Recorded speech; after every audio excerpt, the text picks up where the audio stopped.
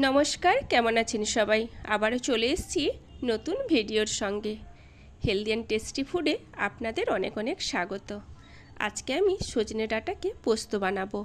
পোস্ত বানানোর জন্য অবশ্যই নরম সজনে ডাঁটা নিতে হবে। বয়স হয়ে গেলে ওই পোস্ত খেতে কিন্তু আর ভালো লাগবে না, একটু তেতো স্বাদ চলে আসে।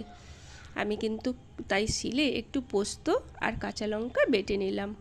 আপনারা চাইলে পোস্তর সঙ্গে কাজু, একটু চালমগজ কিংবা একটু কুমড়োর বীজ মেশাতে পারেন।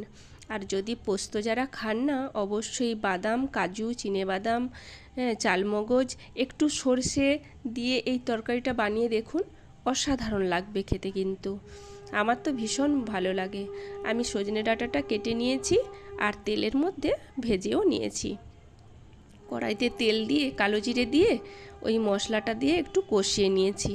নিয়ে সজনে ডাঁটা দিয়ে জল দিয়ে এই পেঁয়াজ দিয়েই শুধু নামিয়ে নিলেই রেডি। আমাদের ওই পোস্তে পেঁয়াজটা খেতে কিন্তু ভীষণ ভালো লাগে। নামানোর আগেই দিতে হয়, পেঁয়াজটা আধা সেদ্ধ হবে, তবে খেতে কিন্তু অসাধারণ লাগে। আপনারা চাইলে কিন্তু প্রথমে ভেজেও পেঁয়াজটা একটু দিতে পারেন, কিংবা বেরেস্তা করেও আপনি দিতে পারেন। খেতে কিন্তু অসাধারণ লাগবে।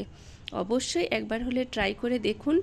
আর এই পোস্ত ছাড়াও সর্ষে পোস্ত দিয়ে করে দেখুন, দারুণ লাগবে খেতে।